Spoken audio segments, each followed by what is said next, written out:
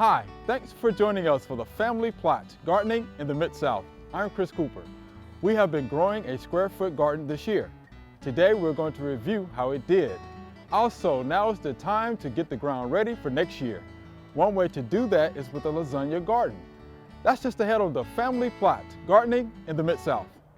Production funding for the Family Plot, Gardening in the Mid-South is provided by the WKNO Production Fund, the WKNO Endowment Fund, and by viewers like you. Thank you.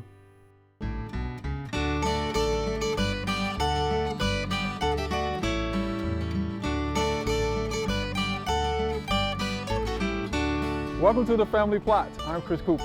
Joining me today is Peter Richards. Peter is our local gardener, and Miss Jenny Fletcher will be joining me later. All right, Peter, this is our square foot garden, right? Yeah, it is. It looks kind of sad because it froze 2 nights ago, and so it's all dead now. All right, well, or at least all the summer stuff. Well, tell us this. How did it do this year? I thought it did really good. Okay. The square foot garden is a concept that Mel Bartholomew came up with, and if you do his method exactly, there's special soil blends and fertilizing and things like that you do. Okay. I didn't do a special soil blend here. I just used the soil that we had in the garden, which had a lot of compost in it. It's good soil. So yeah, it was good soil. And so I don't know if that's going to affect what actually came out of here this year, but we did get a lot. So it was very high density. It's 4 feet by 8 feet. We had 32 squares in the square foot garden. Each square gets a certain number of plants planted in it. So larger plants, you're going to plant one. So like for instance, a pepper. Smaller plants, you can plant multiples. So for instance, at one point here in the spring, we had 16 onions in one of the squares. Wow, we had 2 squares of them, so we had 32 onions. Yeah. 4 lettuces or Remember that. things like that. So after doing this for a year, there's some interesting things that I think we've learned. Let's hear that. So I have here a list of everything we grew out of here, okay? Okay. And it totals 106.5 pounds. That's good though. Yes. Here's the list of what we grew. Yeah, I want to hear this. Okay, so we got 5.5 pounds of radishes. There were 32 of them. Those are the very first things that we harvested. Right. We got a little over 1 pound of spinach. We got 0.7 pounds of turnip greens, 1.7 pounds of mustard greens, 3.7 pounds of peas, 1.1 pounds of green lettuce, and that's in the spring. Okay. 0.8 pounds of cauliflower, that was 1 head. Well, okay. Okay. 3.7 pounds of basil throughout the year. 3.8 pounds of carrots, there were 45 of them. Good, good. 18.7 pounds of tomatoes, there were 158 of them. Wow, okay. And then I also want to add that right before it froze here, I came out and I stripped all the tomatoes off the plants. So if fried green tomatoes in the South, that's because the tomatoes start producing again in the fall when it cools off, but they don't have time to ripen. So I got 6.1 pounds of green tomatoes. There were 54 of those that I took off right before the frost That's a hit. good number. Okay. Yeah. 4.8 pounds of onions. That was 16 of them. Okay. 1/2 pound of summer squash. We only got 2 of those, so that was kind of a disappointment. Yeah. 8.6 pounds of eggplant, 25 of them. But our eggplant was a tree. Like I would not have chosen to grow this eggplant in such a small space had I known it was going to be this big. Okay, so 7.8 pounds of cantaloupe. There were 4 of them. Okay. 9.9 pounds of watermelon, 3 of them. Now, obviously, the cantaloupe and the watermelon were both really small. For that. Yeah. We had 20.8 pounds of cucumbers. There were 32 of them. Okay. We had 3 pounds of peppers, 18 of them. 8.4 pounds of sweet potatoes. There were only 6 of them, but they were gigantic. They were huge. Yeah, and then here in the fall, we harvested 0.6 pounds of lettuce and 1.3 pounds of romaine. Okay. So we had a couple things that just totally failed on us. Okay. Yeah, let's talk about them. So the green beans. Yeah. We committed 6 square feet to green beans, and they didn't produce. Yeah. They grew fine, they flowered fine, they didn't produce any beans. So I think we got like 2 little beans off of the wasn't much. 6 square feet. So that was a total fail for us here. In the spring, we planted purple lettuce with the green lettuce, and none of it came up. Swiss chard. We tried to I plant remember. that. We had a little Swiss chard that finally came up. It grew about this high, and 2 months later it died. Gone. Yeah. So that didn't work either. Okay. And then potatoes. We were supposed to grow 3 square feet of potatoes in the fall, and they came up and then they just died back as well. I think they started growing about the time we had a lot of heat and humidity, and I think they got some pretty bad blight early, and it killed them off. So Okay. those are things for us that didn't work. All right. Okay. Didn't work. Yep. That's all right, but we're experimenting. Yeah, we're experimenting. So this was, It's okay. you know, 100 pounds out of a 4 foot by 8 foot plot of land. You know, that's pretty good. I think that's You know, real good. anybody can fit something like this in their backyard. Sure. We have it in a raised bed. It'd probably be best to do it in some sort of raised bed because it kind of cuts down on the weeds, which, because it was so dense, we didn't have many weeds. Yeah. We have a few growing now because it's thinned out and our winter weeds are coming in. But yeah, so this isn't enough to keep you from having to go to the grocery store in all summer long, but there's a lot of stuff here. Oh, it's plenty. Yeah. Definitely plenty. Yep. Now, I want to, a couple of things. I talked about the watermelon cantaloupe. Okay. And we had them growing in here. We had them grow off Yeah, they were spilling out into this the way. walkway here. Yeah. I don't think they did well in here because the watermelons were supposed to be 25 pounds each, and they were like 3 pounds each. Yeah, they not were little, quite. not big. big. So it probably would be best not to grow watermelons and cantaloupe in such a dense setting. Okay. The peppers they could have done better. The peppers that were in our in-ground garden over across the way, they did a lot did better. We very got well. really good, Yeah, lots very of well. peppers there. Right. But here the peppers didn't do as well. Part of that might be because the eggplant was shading them. Yeah, I'm about to say, look how Yeah. big this is. I tried competition. I tried to space the garden so that the short stuff was on the south side and the tall stuff's on the north side. Yeah. I wasn't expecting the eggplant to grow to be the tallest thing in the garden, and it was pretty huge. close to the north side. So, or pretty close to the south side. So that might have had something to do with it as well. So just because it's winter doesn't mean that we're done yet. Now we are in Memphis, Tennessee. We're in zone 7B here. So you may not be able to grow some of these things farther north, but still growing, we have 2 plants of kale Okay. that we're going to continue Kale to look harvest good? through the winter. Yep, they look really healthy and good. happy. We still have cauliflower and broccoli going They look good. over there, and they're starting to head. Yeah, I see some heads. So we'll pick them. Nice.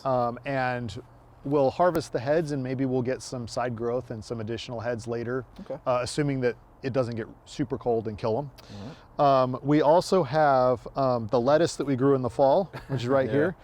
We got a little bit. coming up pretty good. Yeah, this I harvested already, but it's regrowing, so we'll see what happens there. I might get another harvest off of that. I left the romaine, and it's starting to Yeah, I see it, regrow. Yeah. Yeah, and there's one see it, plant that yeah. not there. So, you know, that may regrow, and we might get another harvest off of that. And then in the next little while, we're going to be planting some garlic, Yeah. and that will go through the winter.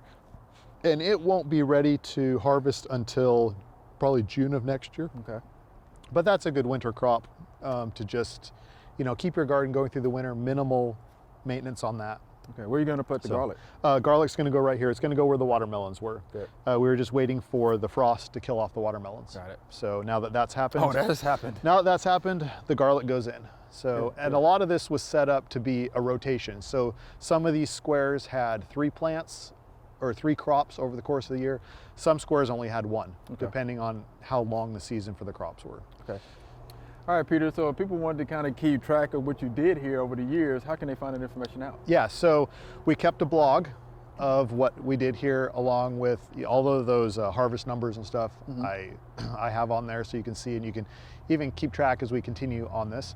And you can go there, see where we had problems, when we planted things, when we harvested things, and kind of get an idea of how it worked, what the problems are we had when we sprayed, things like that.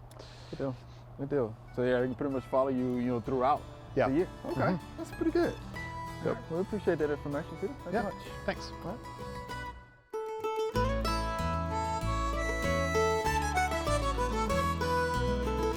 Sucker. Yeah, well, P.T. Barnum said there's one born every minute, right? Isn't that what he said? But that's not what we're talking about. A sucker, as a horticultural or gardening term, refers to a shoot that arises from the base of a usually a shrub or a tree Right. that we really don't want in most cases. You know, we usually remove it. For example, some of our crepe myrtle Yes. cultivars want a sucker and shoot up all these little shoots from the base, when what we want is to make more of a tree form, you know, with our tree form crepe myrtles. So we usually just cut those off. And they can also arise not from the base of a plant, but also from roots, from adventitious buds. Think about mimosa. You know how if you have a mimosa tree and then it'll start shooting up everywhere will. across the Okay. yard, you know, those are suckers theoretically too, because they're coming off of a root from that parent tree. All right, Miss Jenny, we're going to talk about lasagna gardening, and I like lasagna. It's one of my favorites. I do too, especially in this mode that we're going to play with today. Right, the plants will love it, right? They do. Yes, They really yes, do. You know, the traditional method for us to plant a garden or a flower pot bed is to remove all the sod and the weeds, and then till it up, and then dig it up, because you need a good depth for the nutrients and things to get to the plants. Okay. And that's a lot of work. Yes. So a lot of people say, well, I can't garden because I'm not physically able to do that. Right. I don't own a tiller. I don't want to rent one. And I just can't do all that kind of work. Or maybe they feel like they're just too old to do that. Yeah, that's But you true. know, This we is don't true. ever get too old to play in the dirt. No. So this is a method by which you can garden and not have to do all that work. Oh, really? All Right. Okay. Yeah. So it's really a simple way to create a good garden bed. Okay. And so what we're going to do first is determine where we're going to put this. Okay. And the reason we want to do that is if we plant vegetables or shrubs or perennials, they're going to need from 6 to 8 hours of sun. So we need to be sure we put it in the right place when we start. Okay. And we probably would do a soil test so that we're sure that we've got the nutrients we need, and if we don't, we can amend them throughout this process. You're correct. Then we gather up all our materials. We want to have browns and greens. Browns for carbon, greens for nitrogen.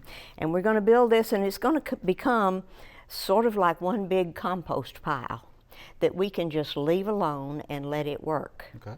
So that's the beauty of this, is least amount of work. Yeah, leave it alone. Let Yeah. it work. Okay. And let's just start the layers. How about Let's that? start it. Let's start it. First thing we want to do is to find our location, and then we're going to use either cardboard or some thick layers of newspaper.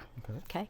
What we're doing is we're going to put that down on the ground, and we are going to cover all of the soil and the grass and all the weeds with this cardboard and or the newspaper. And we're going to wet that down so that it stays put. That will prevent our weeds and our grass from continuing to grow. Wow, even Bermuda won't grow through that stuff? No, sir, it will kill it dead. Yes. That's what we need Yeah, to that's do. what you need, right. Yes. Okay. Then we're going to add some peat moss. Okay. We're going to have a layer of peat moss.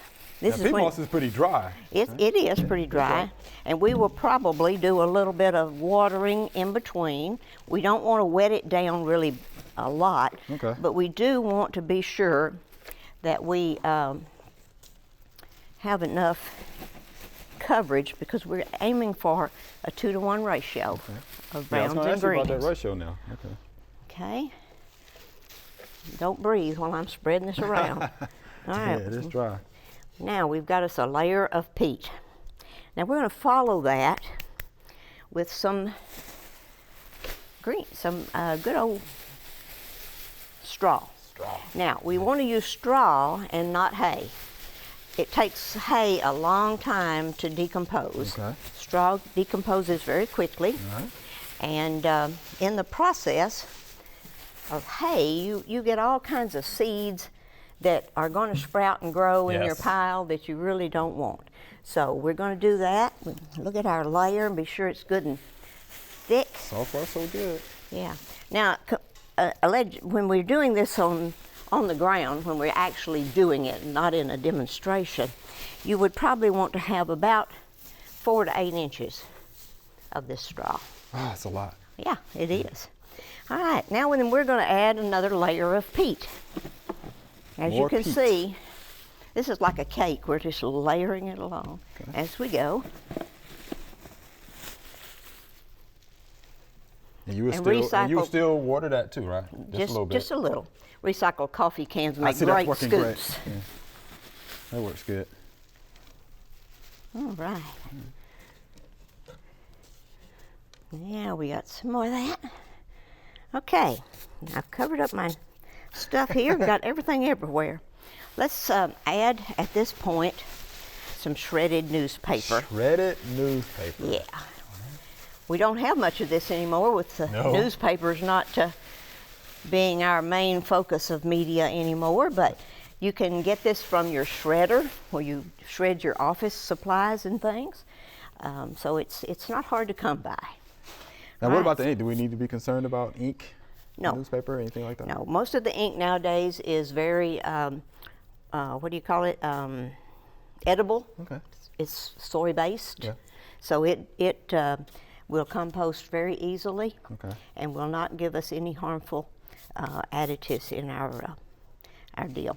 Okay. So now how thick do we need to get the paper layer?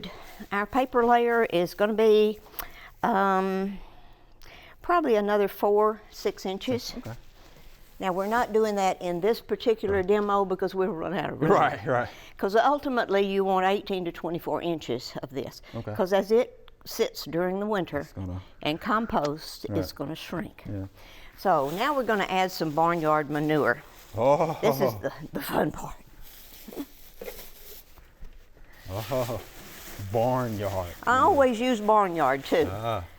Pet No. manure is not a good thing to use because there are many kinds of bacteria and things that you can get from that. But barnyard manure is really good, and it can even be green when you put it in your lasagna bed if you're doing it in the winter, because it has time to cure Okay. and compost.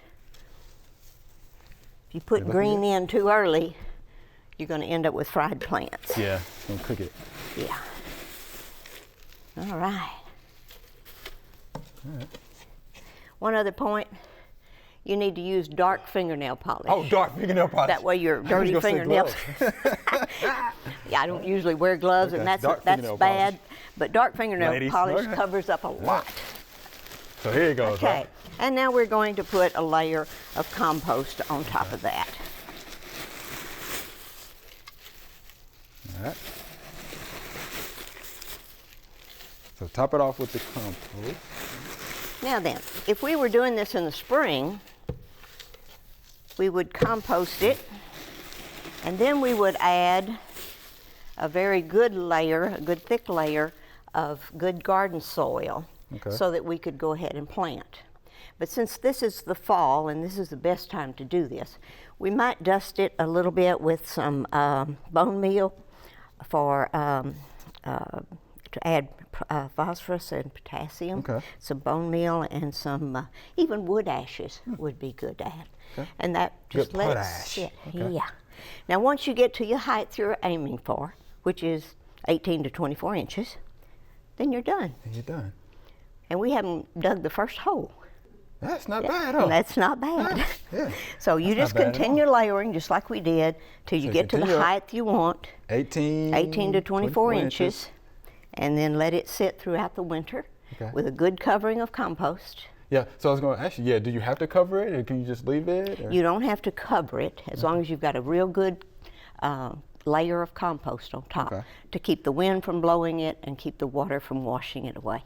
So you want some good organic compost though? Right? Organic Something that can be compost. broken down? Yes, Okay. always. Always. Use organic if at all possible, All possible. in all of this. Okay. That's the best way to go. All right, Miss Jenny, we appreciate that. Yeah, wasn't that fun? Yeah, that was pretty fun. And we even just I got didn't dirty. really get that dirty. Yeah. My nails look okay too, right? Oh, well, So yours we're look good. fine. All right. Mine are a little bit nasty. So thank you much. You're welcome.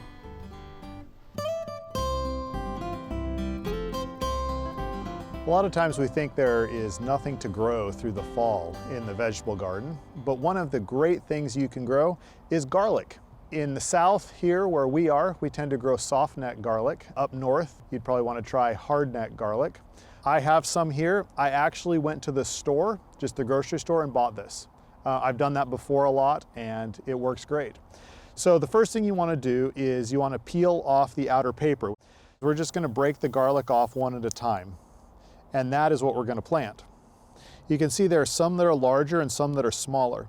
You want to plant the larger cloves, they'll turn into larger heads. The smaller cloves won't do as well. Now in the square foot garden, we are going to be planting 9 cloves per square foot. So it'll be in a grid. We're going to go ahead and just make a few rows here to loosen the dirt up a little bit. And then we'll take a garlic and we want to plant this side down. This will turn into the roots, this will turn into the stem. And we just kind of put it down about 2 inches into the ground. And we'll do that here for the other ones. Okay, and then we'll just cover them up. There we go. Now, it may take quite a while for you to see garlic poking up here, a couple weeks to even a month. They don't need any fertilization. At least at this point in their growth. And so you can just kind of come out and check on them every once in a while and see that, hey, it may be cold, it may be winter, but I've got some garlic growing in my garden. All right, here's our Q&A segment. Y'all ready? Yes, sir. These are great questions. Here's our first viewer email. I have had a problem growing turnips in my garden over the last few years. My turnips look good on the outside, but have a dark inside. This happens to my radishes as well. Do you have any advice for this problem? And this is Harry from Westport, Tennessee. All right, Celeste. So can we help out Mr. Harry? I think we can. Okay. So, this is just a simple issue of boron deficiency in the soil. Some people call it brown heart. You cut it I've open heard and that. then you can see kind of that brown area on the inside. If we're seeing deficiencies like this in crops, we need to do some analysis of the soil, right? So let's go ahead and get a soil test. Yes. Let's see what those levels of boron are in the soil, as well as pH, Right. because some things can go wrong there. So we can have boron in the soil, but sometimes it's not available to the plants. And that could be due to pH. It tends to be less available to plants at higher pHs because it binds to soil particles. It could also have to do with your soil texture, soil moisture levels. So generally we see more boron deficiency in coarser soils. Those would be soils that have larger particles like sand. And then also, we can see the boron levels in plants swing throughout the growing seasons depending on moisture in our soils. So if we have a period of drought early, in midsummer. Which we did. Right. So say boron was plenty available earlier in the growing season, but then it got very droughty, the soils were very dry, and that boron was no longer available to the plant. So then we can see those deficiencies showing up at that point in the growing season. All right. So there you have it, Mr. Harry. Thank you much for the question. Good question. All right. Here's our next viewer email. And nice picture as well. Would you please tell me what is causing my roses to grow like this? They have been growing like this all summer. And this is Kelly from Olive Branch, Mississippi. So Celeste, any idea? Well, why I'm it's just going to growing take a like wild that? Let's take a stab. wild guess No, at I'm this just one. kidding. So I'm almost positive that it's rose rosette. So, this is actually a plant virus that is vectored by an insect, a very small microscopic aerified mite. Yeah. They blow in the wind. I mean, they're not like, little flying insects that you can see with your eye. So don't try to find them. No, they're you won't. microscopic. Yes. But so anyway, so these insects, as they feed on the plants, they vector this disease from one plant to another. Okay. There are a number of signs and symptoms to look for, I guess you would say, and I try to aim for the big three. So excessive thorniness. Yes. And this one's tricky because some people are like, know what you're gonna say. they'll bring me a cutting, they'll be like, look at all these thorns. I'm like, that's normal thorns. Roses are supposed to have thorns. But I'm talking like thorns everywhere up and down the stem. So excessive. proliferation of those Yes. soft, pliable Yes. thorns. Yeah, Definitely. Yeah. Often small. Small. Number two that I try to look for is, well, so we all know that new growth on roses is kind of maroon colored, but a sign of rose rosette could be that that never matures into green growth. Okay. So, you know, sustained red growth, burgundy colored growth. And then the last one is just witches brooming, you know, where the foliage seems to be growing in these weird, you know, contorted, clustered areas. And so that's what we call witches brooming. So looking for at least two of those symptoms together kind of can be a good indicator. If you see, you know, just contorted growth, that's not automatically rose rosette. That could be from other insects feeding, soft-bodied, you know, insects that are, you know, feeding on the juices of those plants. So different things could be at play there, but we want to look for at least two of those big three, I usually say. I would say that as well. I would say, anything you'd like to add to that, Peter? Yeah, when you see it, pull it out.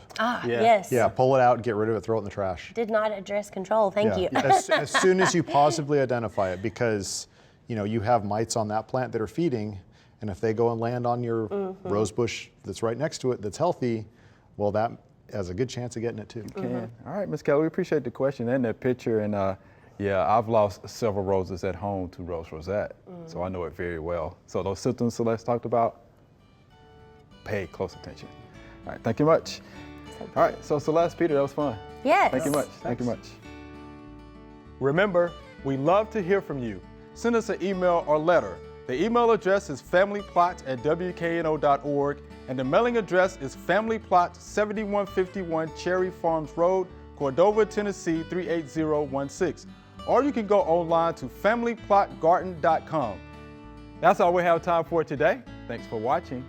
If you want to learn more about the Square Foot Garden, we have a blog with entries for the whole year. That, along with more information about everything we talked about today, is available at familyplotgarden.com. Be sure to join us next week for the Family Plot, Gardening in the Mid-South. Be safe.